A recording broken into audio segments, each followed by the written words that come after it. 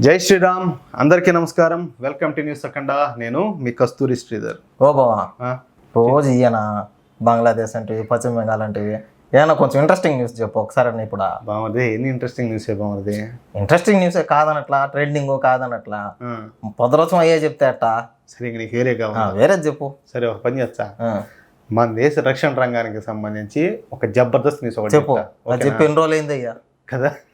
సరే చెప్తా. కానీ కాసేపు అయితే మనమైతే నిజాలు మాట్లాడుకుందాం, ఓకేనా? ఉన్నట్టు మాట్లాడుకుందాం, సరే? ఓకే. నిన్న మొన్నటి దాకా అయితే నట్లు బోట్లు బిగించడానికి కూడా భారత్ అయితే విదేశాల మీద ఆధారపడేదన్న విషయం మనకందరికి కూడా తెలిసిందే. మరీ దారుణంగా ఏదైనా ఒక యుద్ధ విమానానికి ఒక చిన్న సమస్య ఏర్పడినా కూడా వెంటనే రష్యా నుంచి ఈ స్పెషలిస్టులు వచ్చి ఆ ప్రాబ్లం సాల్వ్ చేసేంత వరకు ఇంకా ఆ యుద్ధ విమానం అయితే కదలు దాని నుంచి. మీకు అర్థమవుతుంది కదా నేనేం చెప్పేదా? సరే, ఇప్పుడంటే యుద్ధాలు లేవు. ఒకవేళ యుద్ధ సమయాల్లో ఇలా జరిగితే అప్పుడు ఎట్టా? ఇప్పుడంటే యుద్ధాలు లేక సరిపోయింది. ఒకవేళ కన్నా యుద్ధమే పడి అప్పుడు కన్నా ఇలాంటి జరిగితే అప్పుడు పరిస్థితి ఏంది? ఇక మన పని అయితే గోయిందా. మీకు అర్థమవుతుంది కదా. అందుకే మోడీ ప్రభుత్వం వచ్చిన దగ్గర నుంచి make in India, Atmanirbhar Bharat వంటి విధానాలు తీసుకొచ్చి ముఖ్యంగా ఏదంటే ఈ డిఫెన్స్ రంగంలో అంటే రక్షణ రంగంలో బాగా దాన్ని అయితే అమలు చేస్తూ ఉన్నారు. అందుకే ఊహించిన స్థాయిలో రక్షణ రంగంలో భారత్ అయితే స్వదేశీయంగా వివిధ టెక్నాలజీలను అభివృద్ధి అయితే చేస్తుంది. వాటిలో కీలకమైనటి ఏవియేషన్ టెక్నాలజీలు. భారత్ అత్యాధునికమైనటువంటి ఈ ఏవియేషన్ టెక్నాలజీలు, అలాగే ఈ ఏవియానిక్స్, అలాగే కంట్రోల్ సిస్టమ్స్లను, అలాగే యుద్ధ విమానాల్లో ఉపయోగించే హార్డ్వేరు మరియు సాఫ్ట్వేర్లను అయితే భారత్ స్వదేశీయంగా అభివృద్ధి చేసింది. ఇక నేరుగా విషయానికి వద్దాం. అసలు ఏంది కథ, దీంట్లో అసలు పాయింట్ ఏందనే మాటకు వద్దాం. భారత్ ప్రస్తుతం MiG-21 యుద్ధ విమానాలను భారతీయ ఎయిర్ ఫోర్స్ నుంచి అయితే తొలగిస్తుంది. ఏది? MiG-21 అనే యుద్ధ విమానాలను అయితే మన భారతీయ ఎయిర్ ఫోర్స్ నుంచి తొలగిస్తుంది. భారతీయ వాయుసేనకు ఇది ఒక గుడ్ న్యూస్ అని చెప్పాలా. ఎందుకంటే ఈ MiG-21 యుద్ధ విమానాల మూలంగా అనేక మంది మన భారతదేశ పైలట్లు అయితే మృత్యువాత పడుతున్నారు. ఇక ఆకాశంలో నుంచి భూమిపై లక్ష్యాలపై తీవ్ర స్థాయిలో దాడులు చేసే సత్తా మన దగ్గర ఉన్న MiG-29 యుద్ధ విమానాల వద్ద అయితే పుష్కలంగా ఉండాలి. అంటే ఈ 21 అయితే వేస్ట్ అనమాట. దాని నుంచి అయితే ఏకంగా తీసి పడేసి ఈ MiG-29 అనే వాటిని ఇప్పుడు ముందుకు తీసుకొస్తున్నారు. ప్రస్తుతం జరుగుతున్న ఈ ఉక్రెయిన్ రష్యా యుద్ధంలో ఈ MiG-29 యుద్ధ విమానాలు అద్భుతంగా పనిచేస్తూ ఉన్నాయి. ఈ విమానాలు ఈ డ్రోన్లు తప్పించుకొని గ్రౌండ్ టార్గెట్లపై భీకరమైన దాడులు చేస్తూ ఉన్నాయి. అంటే ఇప్పటి తరం యుద్ధాలకు కూడా ఈ MiG-29 యుద్ధ విమానాలు సరిపోతాయన్నమాట. అయితే మన దగ్గర కూడా బోలెడు ఈ MiG-29 యుద్ధ విమానాలు అయితే ఉన్నాయి. దీంతో ఈ MiG-29 యుద్ధ విమానాలను అత్యాధునీకరించాలని చెప్పేసి భారత్ అయితే తలపెట్టింది. నిజానికి ఈ ప్రక్రియను భారత 4 సంవత్సరాల క్రితం ప్రారంభించింది. మీకు అర్థమవుతుందని నేను చెప్పేది. ఈ మెగా ప్రాజెక్టులో సహాయం కోసం రష్యాని అయితే విజ్ఞప్తి చేసింది భారతదేశం. కానీ ఇక్కడే చైనా ఎంట్రీ ఇచ్చింది. ఇంకా చైనా ఎంట్రీ ఇచ్చిందంటే ఏం జరిగి ఉంటుంది? చైనా ఏం చేసిందో తెలియదు, కానీ చైనా తన జిత్తులు మారే వేషాలన్నీ వేసి ఈ భారతీయ MiG-29 యుద్ధ విమానాల ఆధునీకరణ ప్రాజెక్టులో రష్యా పాల్గొనకుండా బ్రేక్లు అయితే వేయగలిగింది. ఈ ప్రాజెక్టులో రష్యా పాల్గొనకుండా చైనా అయితే వెనక నుంచి చక్రం తిప్పింది. అయితే 2024 సంవత్సరం అంటే ఇప్పుడు భారత్ ఏ దేశం సాయం లేకుండానే మన MiG-29లను అత్యాధునీకరించడం అయితే ప్రారంభించాం.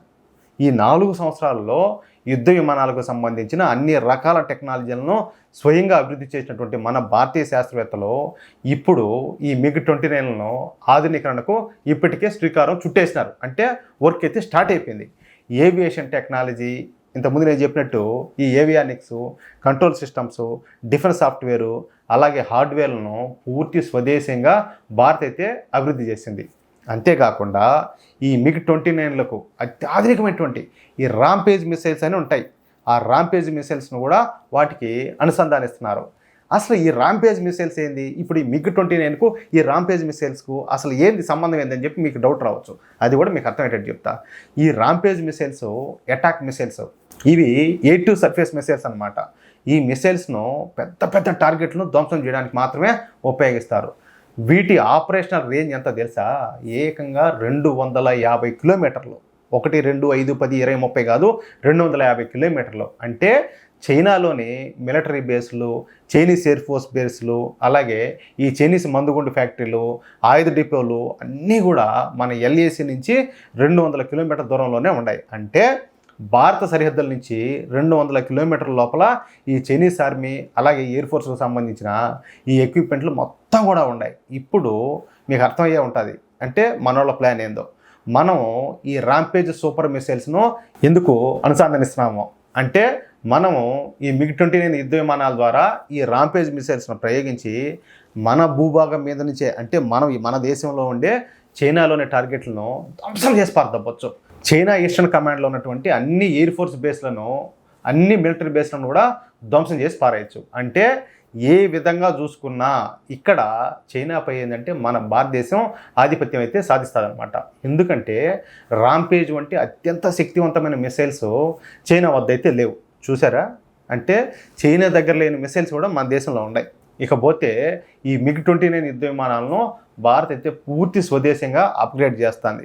రష్యా అవసరం లేకుండానే, ఒకరి మీద ఆధారపడకుండానే భారత్ ఏంటంటే స్వదేశంగా మన MiG-29ను ఆధునీకరిస్తూ ఉండడం ఇక్కడ విశేషం. చూడండి, 4 సంవత్సరాల కింద మనం రష్యాని అడిగాం, నాయన ఈ విధంగా మా MiG-29 అయితే మేము అప్డేట్ చేసుకోవాలా, కొంచెం మాకు సపోర్ట్ చేయండి అని. దీంట్లో ఏంటంటే చైనా ఏనకుండా చక్రం తిప్పడం, రష్యా ఆగిపోవడం జరిగింది. కానీ ఇప్పుడు ఏమైంది, ఏ బొచ్చుగాడితో పని లేకుండానే, ఒకటి సపోర్ట్ లేకుండానే మనం మన MiG-29 యుద్ధ విమానాలను మనం అప్గ్రేడ్ చేసుకోవడం, అట్లాగే వాటికి అత్యంత శక్తివంతమైనటువంటి ఈ ర్యాంపేజ్ మిసైల్స్ను వాటికి అనుసంధానించడం. ఏందనుకున్నారు, నచ్చిందా న్యూస్? ఎట్టున్నదా? ఇది బాగున్నది. దొబ్బితే ఇక్కడ మన దేశంలో ఉండి దొబ్బితే ఆ అవతల చైనా వాడికి ఏది పిల్లిపిత్ర మొహాలు ఉంటాయి కదా, లిల్లుపుట్టుగళ్ళ బొచ్చు ఎగురుతుంది అక్కడ. అది ఆ మాది తయారు చేస్తారు మన వాళ్ళు. మళ్ళీ ఇప్పుడు కూడా అడుగుతారు కొంతమంది, మోడీ ఏం చేస్తాడు అంటే న్యూస్ చెప్తే వినరు. మళ్ళీ ఏంటంటే వెనక్కి చేరుకుంటే ఏం చేస్తానని మాట్లాడతాను. అర్థమవుతాయి కదా, అది దాని ఇంపార్టెన్స్ తెలిస్తే వాళ్ళకి అంత నాలెడ్జ్ ఉండదు, హాఫ్ నాలెడ్జ్ ఫెలోస్ అట్లా కథ. ఈ వీడియోపై మీ యొక్క అమూల్యమైన అభిప్రాయాలను దయచేసి ప్రతి ఒక్కరు కూడా ఖచ్చితంగా కామెంట్ రూపంలో తెలియజేయాలని చెప్పి కోరుకుంటూ, అలాగే ఈ వీడియో నచ్చితే లైక్ చేయడంతో పాటు మీకు ఎంతమందికి వీలైతే అంతమంది షేర్ చేయండి. అట్లాగే ఇంతవరకు ఎవరైనా కూడా మన ఛానల్ సబ్స్క్రైబ్ చేసుకోకుండా కానీ ఉంటే దయచేసి ప్రతి ఒక్కరు కూడా మన ఛానల్ సబ్స్క్రైబ్ చేసుకోండి. తప్పనిసరిగా మేము అందించే ఇటువంటి ఇంట్రెస్టింగ్ న్యూస్ కోసం ఈ బెల్ సింబల్ అయితే క్లిక్ చేయండి. అప్పుడు మేము అందించే ప్రతి వీడియోకి సంబంధించిన నోటిఫికేషన్ మీకు వస్తుంది. అది సంగతి అయితే. జై శ్రీరామ్.